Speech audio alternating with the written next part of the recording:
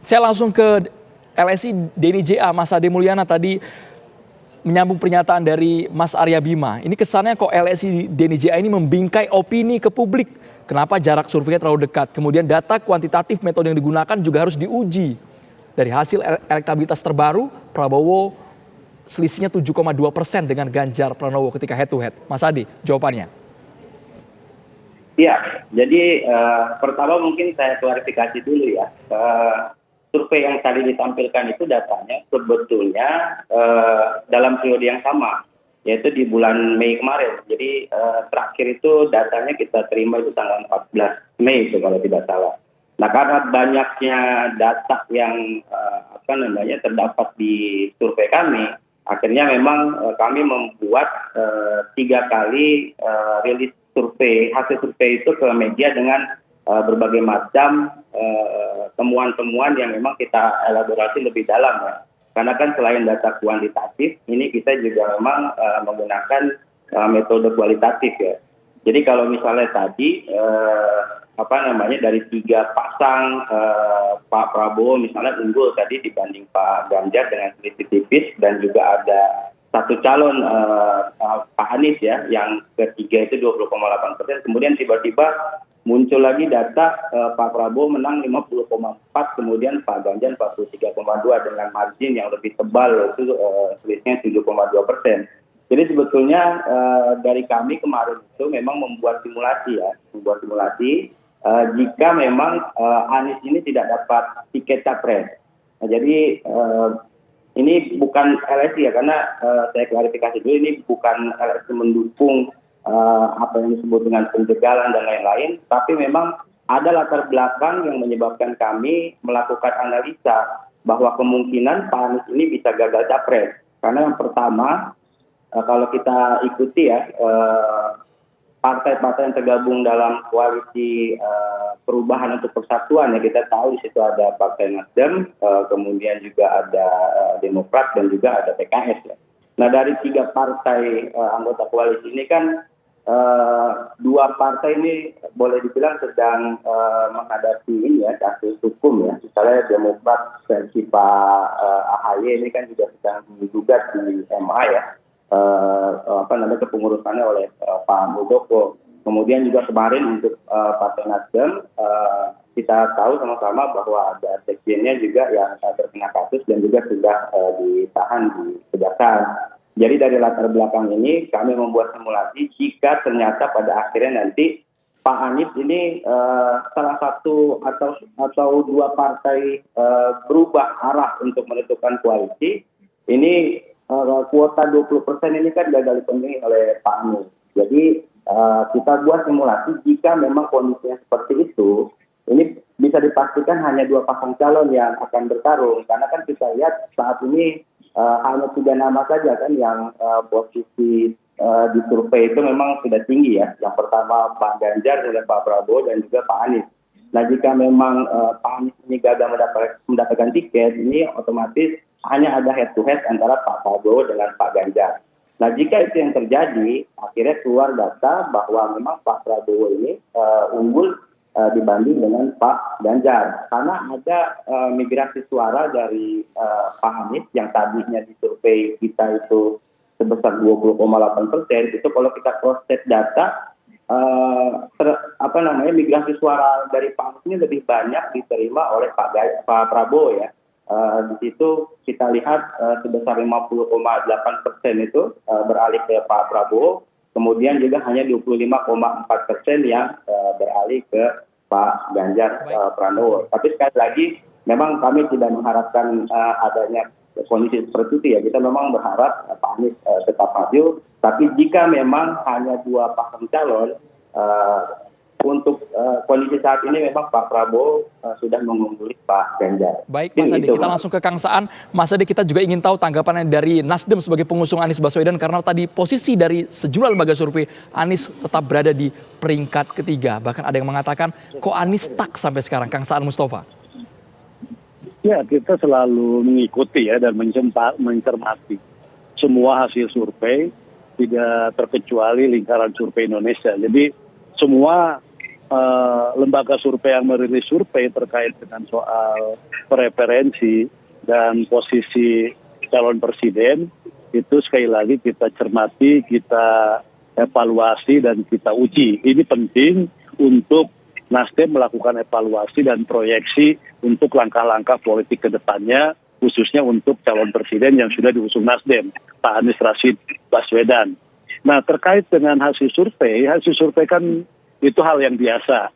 Pemilu kan masih 8 bulanan lebih ya, dan ada fluktuasi dalam survei terkait dengan hasil, ada pergeseran dan sebagainya suara. Itu menurut saya hal yang normal dan wajar saja, karena memang masyarakat juga masih banyak yang masih meraba-raba, mencari-cari. Dan menurut saya tidak mempersoalkan metodologi dan hasilnya. Karena dalam beberapa waktu yang lalu juga ada hasil survei, Pak Anies juga pernah ada di posisi kedua melewati Pak Prabowo, bahkan mendekat ke Pak Ganjar. Walaupun misalnya dalam beberapa survei, Pak Prabowo melampaui Pak Anies, bahkan melampaui Pak Ganjar. Dan menurut saya itu hal yang biasa. Tapi dengan waktu yang masih relatif cukup lama, saya berkeyakinan bahwa Pak Anies akan mampu juga mengubah keadaan. Jadi ini kan soal karena gini, sampai hari ini kalau kita dilihat dari 3 calon presiden, dan saya yakin cuma ada 3 calon presiden, itu kan belum ada yang melampaui angka 40%. Tadi kalau misalnya diklaim, itu kan head to head. Kalau yang masuk 2 putaran, yang masuk Pak Prabowo dan Pak Ganjar. Coba kalau misalnya berikutnya yang masuk Pak Anies, misalnya lawan Pak Ganjar atau Pak Anies lawan Pak Prabowo. Kan peluang untuk Pak Anies masuk 2 putaran kan masih ada. Nah, jadi apa yang disampaikan oleh Kang Saan terpaut sampai 13% lebih loh dengan peringkat pertama ini Anies Baswedan. Iya kan, kalau kita lihat itu kan kita lihat 20 sama 33 kan, gitu kan. Dan menurut saya itu bukan angka yang terlalu istimewa ya. Ini kan belum terlalu bisa ya Mas Sandro ya, belum terlalu jaraknya belum terlalu jauh lah. Jadi belum ada yang istimewa lah saya katakan. Nah, yang kedua, kalau tadi Mas Ade menyatakan bahwa Pak Anies gagal, kalau itu menurut saya itu terlalu berlebihan. Itu udah menjas bahwa Pak Anies gagal itu nyapres. Itu yang saya maksud, nggak gitu. boleh beropini Bang Saan. Iya kan, itu kan ini LSI terlalu beropini. Gimana? Itu kalau misalnya gini, kalau mengatakan bahwa Mas Anies gagal nyapres, disimpulkan bahkan gagal nyapres, itu kan menggiring opini kan itu loh. Sampai hari ini Mas Anies satu-satunya partai yang dengan Mas Bima yang sudah memenuhi parlemen threshold kan gitu loh. Nasdem, Demokrat, PKS itu kan sudah melebihi threshold, presiden threshold kan gitu kan. Jadi bahkan dari awal sama-sama sudah menyatakan sikap, mendeklarasikan mencalonkan Pak Anies. Nah, bagaimana mungkin misalnya Pak Anies dianggap gagal nyapres? Padahal secara presiden threshold sudah mencukupi. Oke, kita ke Mas Arya Bima. Tadi ada migrasi suara Anies ke Prabowo, sehingga kalau head to head sama Ganjar Pranowo, Prabowo yang unggul. Enggak, saya jawab dulu. Denny JA ini enggak etis, ya kan? LSI enggak etis, karena tadi memberikan prediksi yang namanya prediksi 2024 yang hanya diukur dari survei saat ini. Dan juga memberi opini bahwa seolah-olah Anies gagal napres. Ini tidak boleh sebagai lembaga survei. Sampaikan saja hasil survei saat ini seperti apa.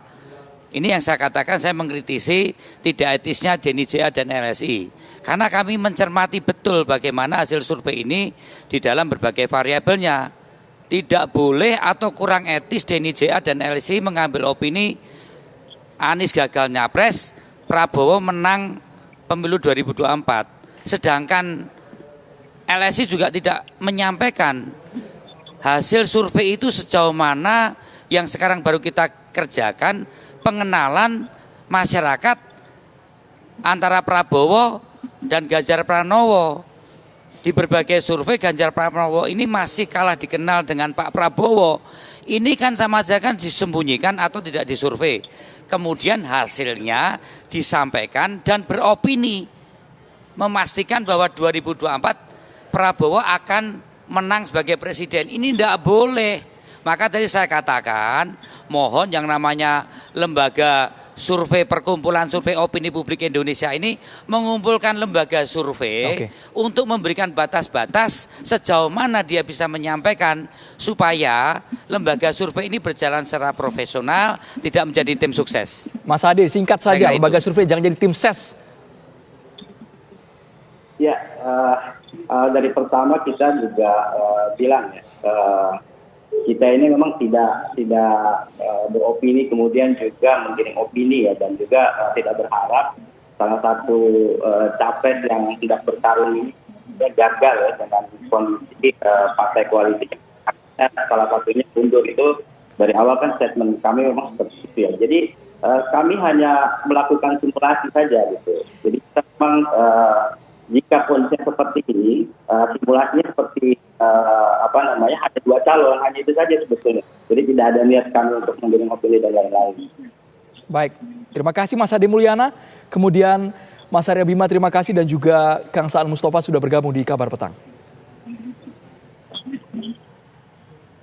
Partai Demokrat memberi ultimatum kepada Anies Baswedan untuk segera mengumumkan bakal calon wakil presiden. Ulasannya akan kami angkat di Kabar Petang sesaat lagi bersama Tisana Feni.